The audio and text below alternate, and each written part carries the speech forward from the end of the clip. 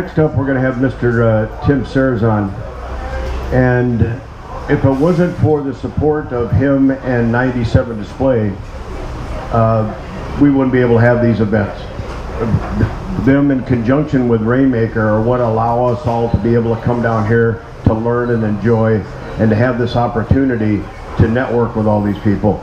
So I know Tim's very knowledgeable about online marketing. I know he's very knowledgeable about business, but more importantly, they're great guys and they've really done a lot to support this, and absolutely we couldn't have it.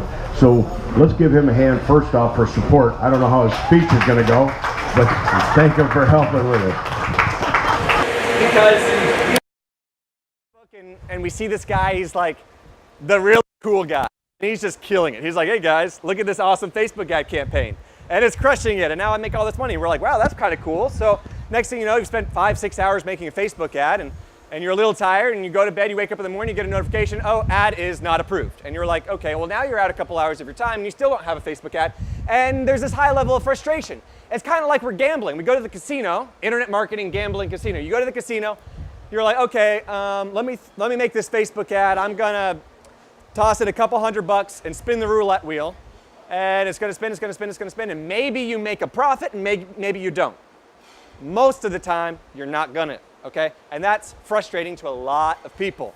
So what I wanna do today is kind of unplug from our mindset of internet marketing and what we think about it, what we think about it, and thinking about internet marketing in a different way, and leave here today with an actionable game plan that you can implement immediately into your website strategies, and go home and next year at this time, you know, you've learned something and you've improved upon it. So one of the ways that I show how I feel honored to be here and respecting you all is by sticking to a schedule. So our schedule today is first, 3 common frustrations that many martial arts school owners have when doing their internet marketing. And then secondly, 8 things we can do about it. So let's get started. When I was in high school, I was president of my debate team, right? Like I said, I'm a bit of a nerd, all right? President of my speech and debate team. And if you guys know anything about speech and debate, when you talk about a subject, you must define your terms. So let's all get on the same page. I am defining internet marketing as 3 things. Your website, which is really your cornerstone. Your SEO, which is how you get traffic to your website. And then finally, your social media. Okay, that is how I am defining internet marketing. And for the purpose of this talk, that's what we're going to talk about. Now, I only have so much time, and so I'm going to kill social media. I know social media is the cool kid on the block. There's a lot of people here that can talk to you about social media, but today I'm going to talk about websites and SEO. I'm choosing to talk about websites and SEO strictly because I believe that as technology currently stands, that is your cornerstone. Social media is changing all the time. If you guys tinker in Facebook, you know how much social media has changed in the last 12 months. It will continue to change very rapidly. So if you are foregoing investing in your website and SEO in lieu of your social media, you are missing out on something and you're not building a solid foundation, because what you are investing right now in social media is temporary. In 6 months, you're going to be investing differently in social media. It's going to evolve rapidly. On top of that, Google has about 30% more traffic than Facebook does. And so the way that technology currently stands, more people are on Google. And then finally, statistically, people don't go to Facebook to look for new products or services. Facebook marketing is passive, right? Google marketing is aggressive. We're going after them when they search. Facebook is, okay, I'm doing something else. Now, this is not a competition. I'm not saying either or. I'm just explaining my reasoning as to why I want to talk about websites and SEO. So many of my customers come to me, they've maybe spent that 5 hours, they're not as cool as the guy in the Facebook group, and they're like, wow, internet marketing can really suck. And that's frustrating to me, because internet marketing is what I do for a living. It's what I do for fun, and it's awesome. And you really can't blame them for saying that internet marketing sucks, because they hear all these different people saying different things. Maybe you should outsource it. Or maybe, oh no, that's too risky, keep it in-house. Or maybe don't spend any money on internet marketing, focus on what you know makes money, like lowering your attrition and building relationships with your schools and stuff like that. And then again, we get on that Facebook group and man, there's that person just makes all the money and we want to be like them and we're struggling to be like them and we don't know why we are not like them. So people are frustrated. And again, you can't blame them. 70% of small business owners describe themselves as frustrated or confused with SEO or websites. Makes sense, because Google makes 500 plus updates a year. that affect SEO ranking. That's 1.6 updates a day. So how many of you all have updated your website today? I haven't updated my website. It's not that dramatic, right? But there's a lot of changes that happen very quickly. And if you don't stay abreast with that type of stuff, you find yourself, wow, my competition has, and they're outperforming me now. Okay, so I'm going to give you all a chance to vent. Where I'm come from, when we're frustrated, we throw things. So on the table, there are 3 tomatoes. Look on the tables, guy. Okay, tomato, okay. Jeremy, yeah, grab that tomato, Mr. Cassidy. All right, on those tomatoes is 1, 2, 3. Okay, in North Carolina, we like to throw things. And if you think I'm going to let you throw those tomatoes at me, you're crazy. But what I'm going to do is, who has number 1 written? Okay, so who has number 1 written? Number 1. You are going to represent our first frustration that people have. Good eye. Good. I get to hit you later. I know. You're going to represent our first frustration, okay? So I'm going to introduce our first frustration point, and Mr. Cassidy represents that. Okay. Frustration point number 1 is that you can't do it all yourself. So, Mr. Cassidy, you are representing this person. You're the type of school owner, and I know you're not, okay, but you are for the purpose of this. You're the type of school owner that struggles to delegate.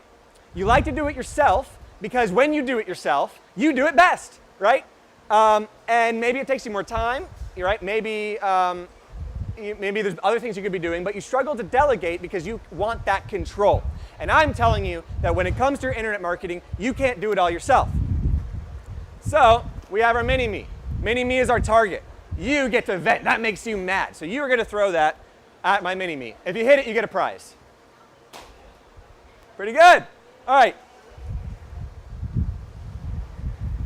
You get a beer. If you don't want it, you can cash it in for something else. Okay, so why can Mr. Cassidy not do it himself? Constant Contact CEO Gail Goodman said, with the greater opportunities presented by multi-channel marketing come some challenges. Most small business owners are not marketing professionals, and many tell us that the flood of new marketing tools, along with the need to be everywhere their customers are, from search engines to mobile devices to friends' news feeds, can be very overwhelming. Okay, let's dissect this for a second. The need to be everywhere your customers are, from search engines to mobile devices to friends' news feeds. What a sentence. 5 years ago, were we saying that? No, we weren't saying that. So my question is, in 5 years from now, how is this sentence going to change? Where will your customers be in 5 years? I don't know. We have to see. The average small business owner spends 20 hours a week, 43 days a year on their internet marketing. And at first I was like, man, that's a lot of time. Until I started thinking, what do small business owners spend 43 days a year doing? They spend it on their website, on their hosting servers, on their SEO, on their new content, blog writing, on their business listings. And so I started thinking, okay, wow, websites. Do you know you can actually get a bachelor's degree in making a website now? It's crazy. Do you know that you can actually get an IT degree, like so you can be a pro at IT servers? You can actually get from Full Sail University, I do not endorse them, I'm saying you can get an SEO degree. So people have come up with enough curriculum to come up with a bachelor's degree in this stuff. And I'm thinking, man, if you are only spending 43 days a year studying this stuff and doing this stuff, you're doing it poorly. I do it full time, and I still don't have it all down. So, okay, if you are spending your time doing this, you're doing it, well, probably not good enough because you're not spending enough to learn it effectively. And the sentence, you used to be able to. You used to be able to, I don't know, just throw up a website on GoDaddy and it ranked, right? You used to be able to make an AdWord Express campaign. You guys remember that? That was easy breezy. No, that's gone. Why? Because stuff changes. So what are we doing now, and how long until we say we used to be able to do it like this? Stuff changes fast. So, okay, I'll revise my point, Mr. Cassidy. You can do it, but at what expense? And that's for you to decide as business owners. Frustration point number 2. Things will keep changing. Who is the number 2 tomato? Who's got the tomato written number 2? You're banned from tomato throwing. All right, so you have number 2? You're number 2. You represent the type of business owner that you have it down. You're already ranked number 1. You already get a lot of leads. You're like, okay, I'm going to tune out for the next 30 minutes because this doesn't apply to me. And I'm telling you, things will keep changing, right? And if you don't do something about it, right, you may lose that comfy seat that you're sitting in. Okay, and that makes you mad, so you're going to throw the tomato. Yeah, throw it. Pretty good, guys. We have 100% accuracy. I should move that back. You get a beer. If you don't want this beer, trade it in. I'll buy you a drink later. Same thing goes for you. Okay, this is a search timeline. I don't know what this means. It just means a lot of stuff happened in a short amount of time. It's not slowing down. Google must protect its goal of relevancy. It's something that was hinted on earlier. Relevancy. That means if you search for martial arts in Winston-Salem, Google wants the best result to show. We'll talk about what that actually means in a bit. Notable changes in the last 6 months. Well, Mobilegeddon was about 8 months ago, 10 months ago now. Do you guys remember Mobilegeddon, right? We kind of talked about this. Google said on April 21st, if your website is not mobile responsive, or mobile friendly rather, they are literally cutting you from search results on mobile devices. And it happened on the 21st. Global traffic for 97 Display websites on that date literally went like, shh, because all of our competitors, right, that did not have mobile-friendly sites dropped from search engines. It's a magical day, and I still celebrate it. Okay, it's a big deal. We'll talk about it in a second. Quality search. Quality search is called Panda 4.2. I know, nerd. Okay, I won't dive into it. Quality search means that Google is looking for quality over content. And we'll talk about what that means in a minute. It's a really big point, and it's really what I'm talking about today. This is Google's biggest change. It's their big deal for 2016. Frustration point number 3, you can't fake it. Who's got the third tomato? Okay, you are the business owner that, let's say you represent someone that just opened up a business.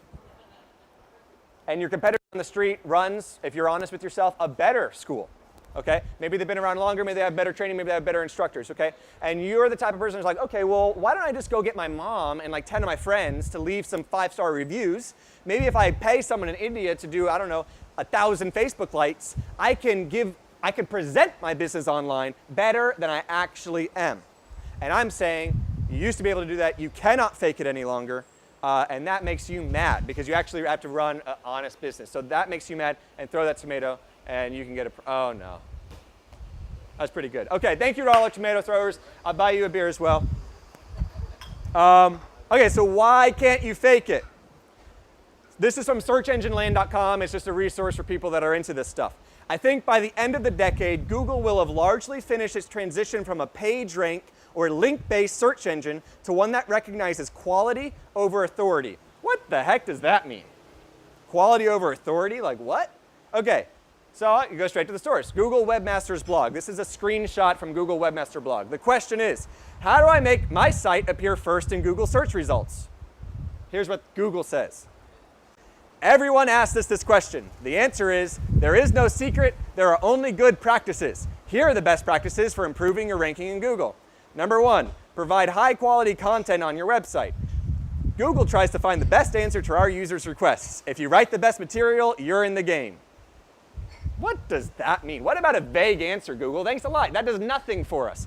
Okay, so let's step back and let's analyze what are their intentions? What is Google trying to communicate? What are they trying to do? If you search for cupcakes in Winston-Salem, Google wants to send you to the best, most reputable cupcake place in Winston-Salem.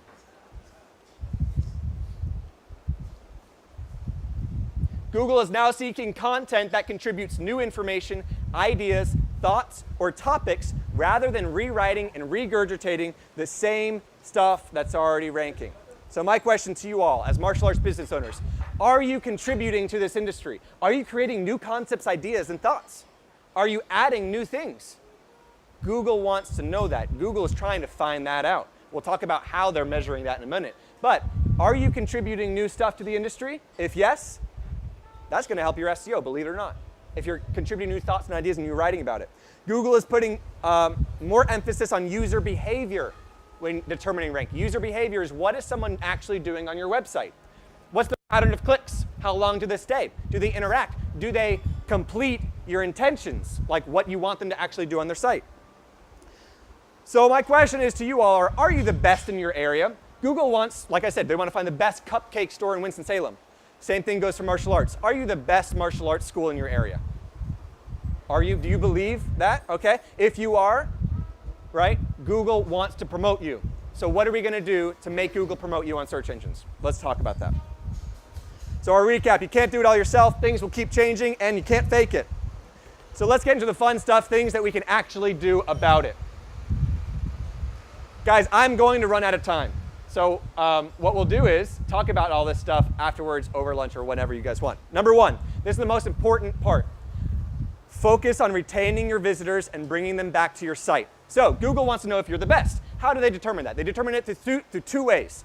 Number one, what are people doing on your website? How are they behaving? Number two, what are people saying about you? So maybe that's social media, maybe that's other websites. So one way that I like to bring people back to your site is through remarketing campaigns. Now here's the reason why. Return visitors dramatically outperform new visitors to your website. A person that visits your website for the first time spends an average of 2 minutes and 31 seconds. Someone that comes to your site, leaves your site, and returns to your site stays about 5 minutes and 31 seconds. So what did that tell Google? Wow, okay, this person is spending 5 minutes on the internet. That's a meaningful amount of time. They are finding what they're looking for. So how can we improve the number of return visitors to your site? I like remarketing campaigns. It's really simple. It's really easy. I do it for many of my customers. We can talk about remarketing after this. But it's tracking people that visited and then trying to bring them back to your site. Number two, don't forget about YouTube. Okay, Kissmetrics is an analytics company that I use in 97 Display. Kissmetrics measured people clicking from various social media profiles or accounts to websites. And they measured how long do people stay on a website if they came from Facebook, how long if they came from Twitter, how long if they came from Instagram, from YouTube. They found that clicks from YouTube had the highest average involvement on your website. Why? Well, I don't really know. But don't forget, Google owns YouTube. And I'm not saying that Google is biased, but yeah, I'm saying that Google's biased. So when you make your website, when you make those videos, a lot of you do videos, we're so fast to upload it to Facebook that we forget about YouTube. So upload it to YouTube. Don't stress out about it. Name it something interesting that has keywords in it, like, I don't know, awesome smoothies for DojoNation Summit and Cozumel. Okay, you just did DojoNation and Cozumel in that title. It's not that difficult, but if you just named it awesome new smoothies, like that's not using a title correctly. So don't forget about YouTube. If you're creating video content, upload it to YouTube, and it clicks that you get to your website from YouTube statistically will stay longer on your site. So question answer time. Why do we want people to stay longer on your site? Anyone? Shows relevancy. The longer people stay on your site, Google literally tracks that, and it shows that they're finding what they're looking for. And if they find what they're looking for, Google thinks, wow, you must be contributing new ideas, new topics, valuable stuff. Number three, blog about this event. Does everyone here blog? Okay, you need to blog. So that is the best way for you to contribute new information, ideas, and topics about martial arts. Okay, don't blog on a URL that's not your website that you're trying to push. Like if you have a blogger.com that's completely separate, that's not helping your SEO. That's helping your blog SEO. You don't want that. You want to blog on your website.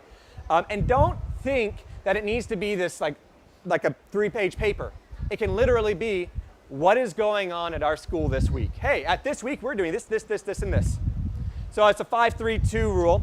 Number one, content about others or about what's going on. Number two, content from you personally. Like, hey, I did this week. Like, or if you're an instructor or you. And number two, you can do something personal. Like, hey, one thing that I love about martial arts is this. So don't think that you have to come up with like a paper every time you blog. You can just write informational stuff. Blogging establishes yourself as the authority. It gives Google new and fresh content. You can share links. One thing I like to do is say, listen, at the end of every blog post, say, learn more at our Facebook page, learn more at our Twitter, learn more at our Google+, learn more at our Instagram, okay? And then you go to those social medias and you say, hey, new blog post on all 4 of them. You get links, right? Do that over time. You build a web, and that's really helpful. Don't blog all yourself. Your time is too valuable. Delegate that. I promise you, you have a staff member that would love nothing more than to blog for you. They put it on their resume, right? They get a new responsibility. They love it. So delegate this task. So the big picture is retention improves SEO. If you blog, if you remarket, and if you share your links on Facebook and YouTube, you can improve your retention on your website, which communicates to Google that you are sharing good, relevant, helpful information. Okay, so let's say you already have traffic. You've got a lot of traffic on your website. How can we improve conversion on your website? So the next 2 points are conversions. Number 4, your reviews page is critical. This is a chart of global traffic on 97 display websites around the globe. The third line is our reviews page. It's our third most popular pages on all of our website. Our customers that have a built-out reviews page experience a 0.5% higher conversion rate than those that do not. Okay, so number 1, if your website doesn't have a reviews page, you need one. And if it does have a reviews page and you don't have like new stuff on it, you need to go and ask a couple of people. We talked about that earlier. Now, here's the thing. Your reviews page is different than your testimonials page. Testimonials are things that you say about your business. Reviews are things that people are saying about your business, and it's different. And we know that. We're consumers. If you looked at cupcakes in Winston-Salem and you see a bunch of like really, I don't know, stock photography and like perfectly manicured children, like we probably are going to second guess that review. But if you're like, hey, this person is from like actively enrolled, it's a real person, they're probably going to trust it a little bit more. And what does everybody have now? Everyone has a cell phone with a nice camera. So everybody's taking pictures of their students and their facilities and what people are saying with a thumbs up, like what Dwayne was talking about yesterday. And so consumers are learning to expect that. If they go to your social media and they see a bunch of real pictures, but then they go to your website and they see a bunch of fake, like stock pictures, there's a disconnect, okay? So consumer mindsets and expectations are changing. So we should think about that when regarding the imagery on your reviews page, testimonials page, and website. Your Google My Business page. Does anyone know what Google My Business is? Does anyone know what Google Maps is? Okay. Google has rebranded and changed this name over and over and over and over again. So there's high levels of confusion with this product. But this is like the little map listing. So you're on a map, you see a little flag. Okay. Again, this is owned by Google. I'm not saying Google is biased, but I'm saying that Google is biased. Google is explicit on how to get that maps listing at the top. So this is how we do it. Number 1, verify it. It's really easy, guys. There's a bar. It says percentage complete. If it's not at 100%, get it to 100%, okay? And then verify it. The Google Plus listing, okay? How many of you all have lost a login to your Google Plus listing before or forgot who made it? Yeah, all the time. So make sure that whoever created this page, you have control over that page and you can log in effectively. Okay, Google is explicit. The page with the most reviews wins. Most 5-star reviews. It's amazing how many new customers I get. And they're like, yeah, I don't know why I'm not ranking. I look, well, their competitor has 10 5-star reviews and they have 2. I'm like, that's an 8 difference. That's easy. Go get some friends to leave some reviews. Surely you have 8 happy customers that can leave some 5-star reviews. Imagine if you had 20 5-star reviews. You're going to outrank them. Accuracy of information. Okay, let's say that your business name on your website is 360 Kickboxing, but your business name on your Google Plus page is Kickboxing 360. To you, oh, it's the same thing, right? Well, it's interchangeable. Sometimes we say Kickboxing 360. Sometimes we say 360 Kickboxing. Okay, Google doesn't know that. To them, these are 2 different businesses, and they're confused. So when trying to give accurate results, they're going to go for the business listings that have the same name across Facebook, Google, Twitter, Instagram, website, the same address, right? So consistency in address. If you changed your location anytime in your history, make sure your business listings reflect that change. And they're going to promote people that have the same phone number and URL. So make sure that that information is consistent across your business listings and your website. This is a little bit of a funny point. I just say keep updated, okay? And what I mean by that is if your website looks the exact same today as it did 12 months ago, you got a problem. You need to keep updated because if you're not keeping updated, your competitors are. And consumers, with the fast-paced nature of technology, are used to seeing the best and the brightest. And they are influenced by that. So don't fool yourself into thinking that people search on Google, they go to your site, and they don't go to anywhere else. They're checking everybody out, right? And they're influenced by the visual representation of your website. Now, keeping updated is not all aesthetic. Keeping updated with technology, so things like form technology. So I don't know if you guys know this, but every single time you click update your Chrome browser, right? What that means is new security features. And if the forms on websites aren't compliant with new security features in your latest Chrome browser, those forms aren't going to work. You're going to get bugs, poor user experience. Google literally looks at the technology of the content on your website to determine rank. If you are paying someone to do your website, ask them, hey, what technology updates have been implemented recently? You should be comfortable with the timeline and the frequency of these technology updates. Number 7, mobile is key. Let's dive into mobile getting. So we talked about how Google cut all the rankings on April 21st. Listen, if you don't know if your website is mobile friendly, I can give you a link and you can check it out. If you're doing your website yourself, avoid m.website.com. What that is a separate mobile website. Now it is mobile friendly, so it's compliant, but what happens is, let's say you update your technology on your regular website, you now have to update it twice on your mobile website, on your m.website.com. It now doubles your work. Instead, there's another technology called responsive technology, which literally will adapt the contents on your screen to any device. So if you're on a 6S Plus or a 6S Plus Plus Plus Plus Plus Plus Plus, or on an iPad or iPad Pro or iPad whatever comes out with iPhone 7, right, your website will adapt to that size screen. So if you're paying someone to do your website, ask them, how is my website mobile friendly, and what methods are you using to do that? A little bit of self-education will help you make good business decisions about these kind of topics that are highly confusing. I have a wonderful sheet of paper that says 10 questions to ask. If you are paying someone, you can use that as a tool, right, to ask them these questions and make sure you're comfortable, including myself. So my customers that are here, ask me these questions. Hold me accountable and my team accountable, right? That's important.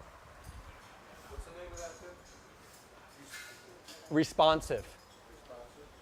So yeah, kickboxers.com is responsive, but I don't know about anything else. So any type of website that you run, right? So, and think mobile. Everything that you do needs to be around the mobile device. About 70% now of traffic is coming from mobile devices. And my customers that when I make changes to improve conversion rates on mobile sites see a difference. So think mobile. Like if you're testing stuff out, test it out on your phone before your desktop. All right, final point. If all else fails, you do AdWords. AdWords, the problem with AdWords, you can't buy SEO, but you can buy AdWords. The problem with it is it's expensive. How many of you all run your own AdWords accounts? You guys run it for me, but I run them in addition to that. We should talk about that. All right. The key is your quality score. I'll just briefly talk about what quality score means. AdWords has two components, how much you're willing to bid and what your quality score is. Your quality score is how relevant your page that you're sending people to is to the keywords that they're searching. So if they're searching kids martial arts and you send them to a page where the title is kids martial arts, that's a higher quality score. If they're searching kids taekwondo and you're sending them to a page that says kids martial arts, that's a lower quality score, okay? Same thing with karate. Same thing with Krav Maga or self-defense. If they're searching Krav Maga, they need to go to a page that says Krav Maga, not self-defense, and vice versa. Okay, so if you are running AdWords campaigns, title your destination URLs, whatever the keywords are that your people are searching. This is really complicated. I like talking about this over beers, so let's do that today. We're not doing question and answer time, but you all have my information. So thank you guys for your time. Thank you guys for being here. And this is free for all now, so if you guys want to throw stuff at them, you can.